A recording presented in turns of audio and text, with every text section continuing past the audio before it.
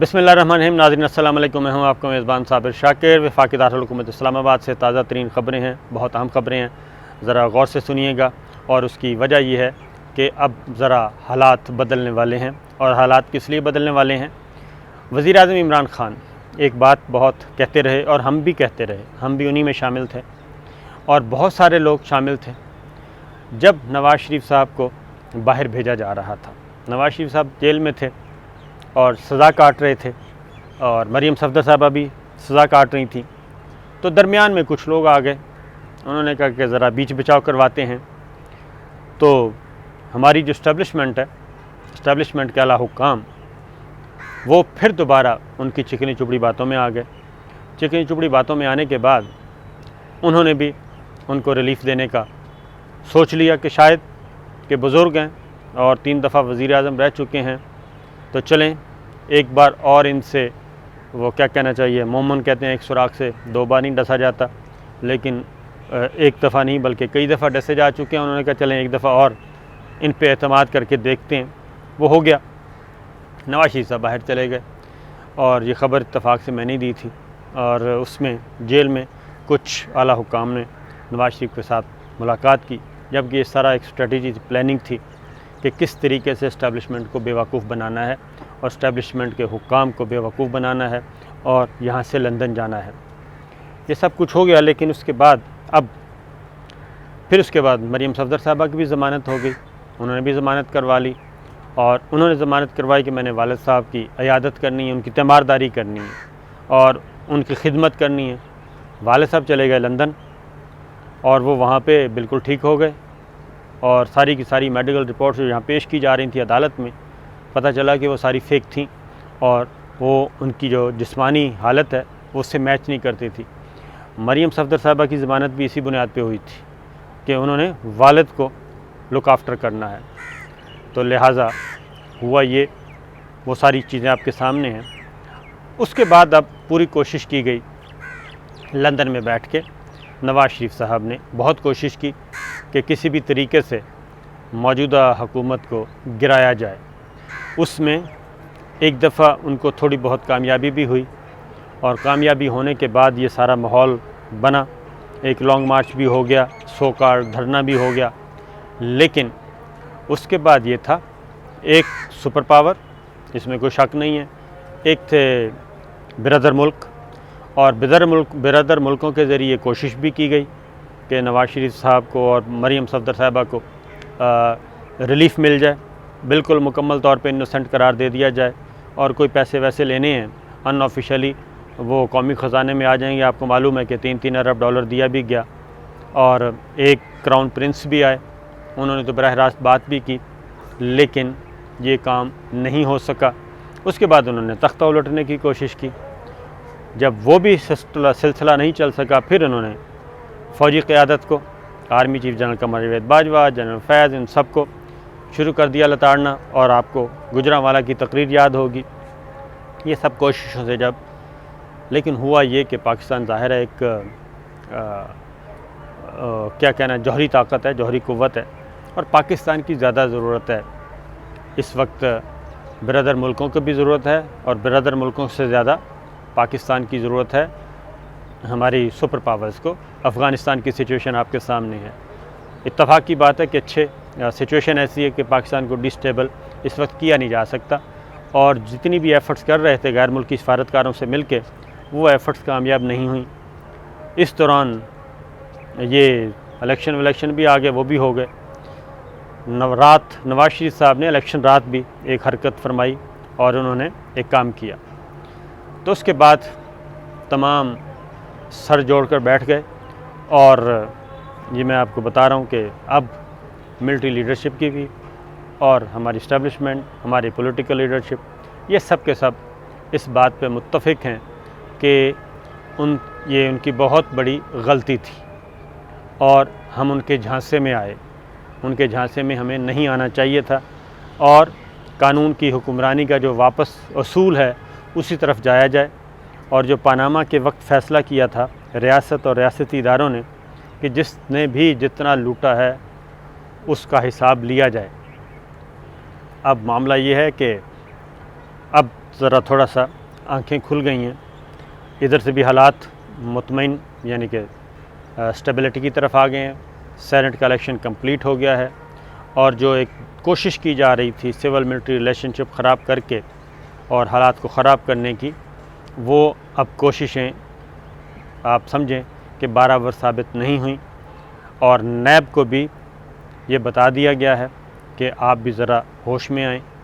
और supreme court of Pakistan ने ख़ास तौर पे जो हुक्म दिया है कि डे टू डे बेसिस पे हेयरिंग की जाए और एहतसाब अदालतों में जो मुकदमात हैं उनको डे टू डे बेसिस पे हेयर करके जो मासूम हैं उनको बरी किया जाए, जो मुजरिम हैं उनको जेलों में डाला जाए। ये हो चुका है फ़ैसला। फिर वज़ारत दिफ़ा की तरफ से एक ख़त भी शायद लिखा जाएगा या लिख दिया गया है कि ऐसे अनासर जो कि बराह रास्त चैलेंज कर रहे हैं और बराह रास्त एक बगावत करना चाह रहे हैं, क्योंकि ये फ़ौज में बगावत की कोशिश है कि आप आर्मी चीफ़ को, DGISI को और मखसूस 3-4 अफसरों को लें और उनको टारगेट करें और उनके ख़िलाफ़ माहौल बनाने की कोशिश करें, और ये है फ़ौज में बगावत पैदा करने की कोशिश। इस एक्ट के बाद ख़ास तौर पे अब अगला जो लाहे अमल पाकिस्तान पीपल्स पार्टी से दूर हट गई है। न सिर्फ पाकिस्तान पीपल्स पार्टी, आपने ये भी गौर करें कि हमज़ा शहबाज ने भी, ये सारे सेनेट का जो इलेक्शन हुआ इसमें हमज़ा शहबाज ने कोई बात नहीं की, हालांकि वो आज़ाद थे, वो कर सकते थे, वो भी प्रेस कॉन्फ्रेंस कर सकते थे। उनके जो लाइक माइंडेड जो उनके साथ जुड़े हुए हैं, शहबाज शरीफ साहब के लाइक माइंडेड जो रहनुमा जुड़े हुए हैं उनके साथ उन्होंने भी कोई ऐसी हरकत नहीं की।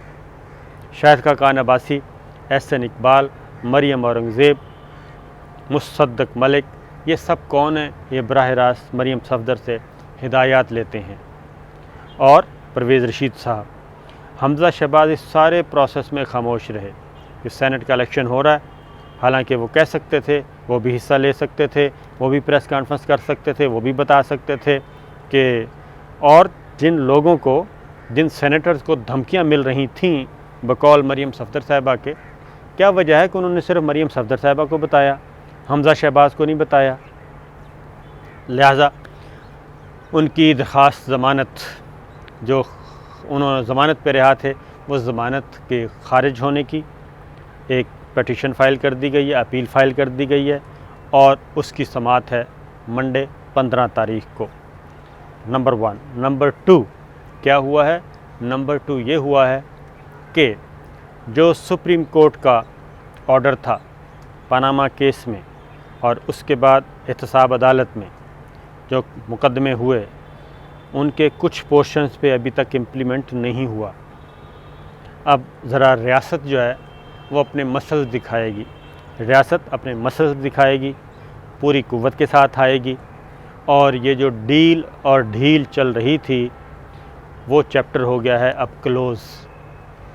पाकिस्तान मुस्लिम लीग नवाज़ को कोई पाबंदी नहीं है, वो पॉलिटिक्स में हिस्सा ले, आए, मोस्ट वेलकम, जैसे कि लिया सेनेट के इलेक्शन में। लेकिन ऐसी अनासर और ऐसी क़यादत जो कि सज़ा याफ्ता है, जो कि मफरूर है, जो कि ज़मानत पर रहा है और नैब बुला रही है, मुख्तलिफ़ मुकदमात में वो जा नहीं रही, तो ऐसे लोगों के लिए अब रियायत जो है वो हो गई है ख़त्म ख़ास तौर पे। और अब अगर इस तरह की कोई एक्टिविटी शुरू होगी तो पाकिस्तान पीपल्स पार्टी और मौलाना फजलुर रहमान साहब PDM के फ़ोरम पे भी इस तरह के हक़ में इनके कोई आवाज़ नहीं उठेगी। एक बात ये हो गई। दूसरी बात, हमज़ा शहबाज ने शहबाज शरीफ साहब से, अपने वालिद साहब से 2.5 घंटे की तवील मुलाकात की है लाहौर में और उसमें उन्होंने सारी सिचुएशन उनके गोश गुजार कर दी कि किस तरीके से हमें जो रिलीफ़ मिला और मैं ज़मानत पर रिहा हुआ, उस पे जो नवाज़ शरीफ साहब उनके ताया जान कर रहे हैं वीडियो के ज़रिए और मरियम सफदर साहिबा कर रही हैं और तलाल चौधरी साहब कर रहे हैं और लाइक माइंडेड मीडिया के लोग कर रहे हैं, वो उसको सबोटाज करने की कोशिश कर रहे हैं और उनके लिए मुश्किलात पैदा कर रहे हैं। ये हमज़ा शहबाज ने पूरी की पूरी तफसील उनको बता दी है, शहबाज शरीफ साहब को, क्योंकि शहबाज शरीफ साहब ने भी ज़मानत की दरख्वास्त उन्होंने देनी है तो मरियम सफदर साहिबा हरगिज़ नहीं चाहती कि हमज़ा शहबाज के बाद शहबाज शरीफ साहब भी बाहर आएँ। उसकी वजह यह है कि हमज़ा शहबाज और शहबाज शरीफ वो अभी तक सज़ा याफ्ता नहीं है, डिसक्वालीफाई नहीं है। डिसक्वालीफाई हैं मरियम और नवाज़ शरीफ साहब। हसन और हुसैन बाहर बैठे हैं, वो पॉलिटिक्स में है नहीं और वैसे भी बरतानवी शहरी हैं।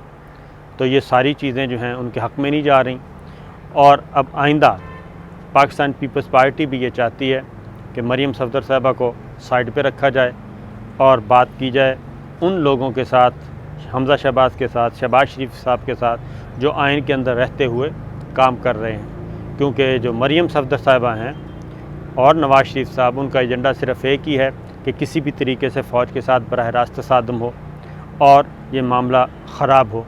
तो ऐसा होने वाला है नहीं। इवन यहाँ तक कहा जा रहा है कि कहीं मशरक़ी पाकिस्तान वाली जो है दोबारा सिचुएशन ना पैदा कर दी जाए और बांग्लादेश वाला मिसाल देते हैं।